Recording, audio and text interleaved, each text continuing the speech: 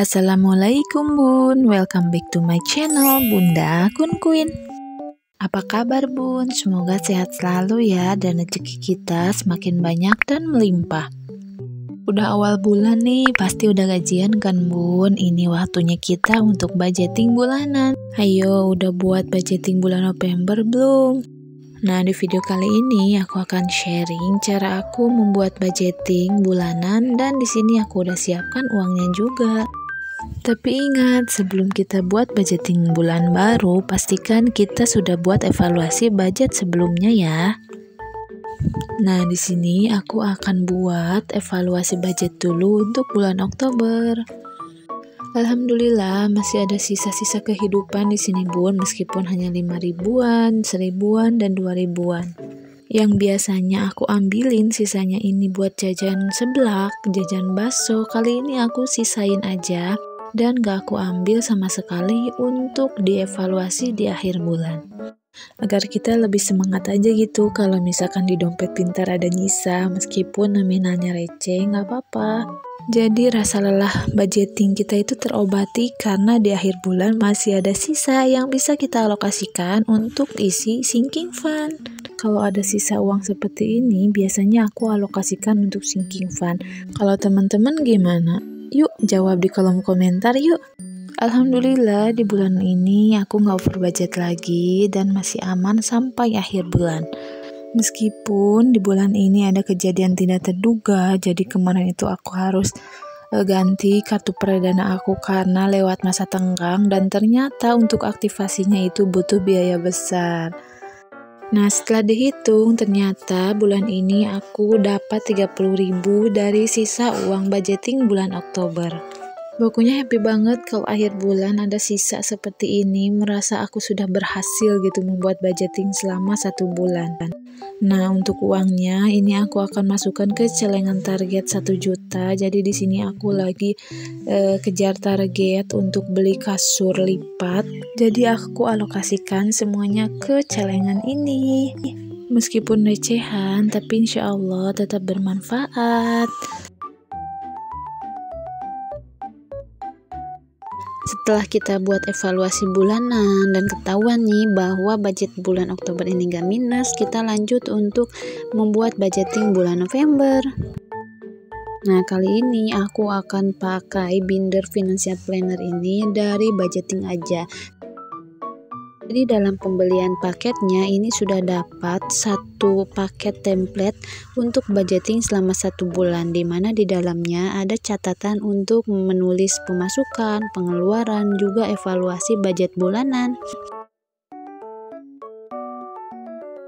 Di sini juga sudah ada untuk mencatat keuangan harian dan enaknya lagi ini ada list belanja bulanan. Selain itu, binder ini bisa kita pakai untuk menyimpan tabungan sinking fund. Nah, di sini juga kita udah dapat 5 template menabung, ini random ya, dan kita dapat juga 5 ziplock atau tempat menyimpan uangnya. Buat kalian yang mau samaan, nanti aku simpan link tokonya di description box ya. Oh iya, kalian juga bisa beli kertas budgeting untuk 1 bulan ini secara terpisah ya. Bismillah, yuk semangat membuat budgeting untuk bulan November. Semoga bulan ini gak over budget ya. Untuk budgeting bulan November sebenarnya gak ada yang berubah dari budgeting bulan sebelumnya. Jadi alhamdulillah udah 2 bulan ini aku gak over budget lagi. Jadi menurutku anggaran yang aku buat ini udah sesuai dengan kebutuhan aku sehari-hari. Cuman sayangnya untuk bulan ini aku gak isi dulu tabungan sinking fund karena pendapatan aku berkurang dari bisnis online. Tapi gak apa-apa ya, semoga ada rezeki dari yang lain untuk bisa isi tabungan sinking fund. Ya namanya bisnis pasti ada naik turunnya, yang penting kita tetap semangat ya. Jadi untuk nabung wajib ini untuk kas, koperasi, tabungan wajib, JHT, dan tabungan pendidikan anak biasanya aku ambil dari gaji suami plus untuk pengeluaran sehari-hari itu di cover dari gaji suami. Sementara untuk hasil bisnis online biasanya aku alokasikan untuk tabungan sinking fund. Contohnya kayak tabungan lebaran, tabungan pajak kendaraan, tabungan beli home decor atau dan lain-lainnya. Dan saat ini aku sedang kejar target untuk mengumpulkan dana darurat. Jadi untuk dana darurat ini aku alokasinya ada 2, dari gaji suami dan dari hasil bisnis online. Karena targetnya di akhir tahun ini aku bisa mengumpulkan 3 kali pengeluaran untuk dana darurat aku. Jadi di sini aku double aja. Aku dapatkan dari gaji suami dan dari bisnis online. Menurut aku nggak ada istilah uang kamu, uang aku, uang aku. Jadi di sini kita emang benar-benar berjuang berdua, termasuk untuk tabungan rumah di tahun depan. Karena menurut aku kalau kita udah menikah itu artinya kita udah bersama menjadi satu. Jadi apapun itu kita tanggung bersama-sama, entah itu tabungan, entah itu kesedihan atau yang lainnya. Nah, di sini aku hitung untuk pengeluaran keluarga aku selama 1 bulan yaitu 1.385.000.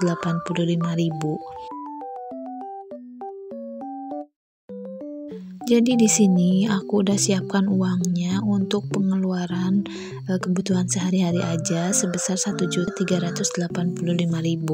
Karena untuk nabung biasanya itu by transfer atau langsung aku auto debit dari rekening. Jadi nggak aku ambil ya. Kecuali untuk tabungan sinking fund biasanya itu harus cash. Jadi biasanya aku ambil, tapi bulan ini nanti aja ya. Nah, untuk belanja mingguan biasanya aku budgetin 100 sampai 150.000. Kadang tiap minggu aku bedain juga. Itu pun pernah ada yang komen 100.000 selama seminggu itu dapat apa.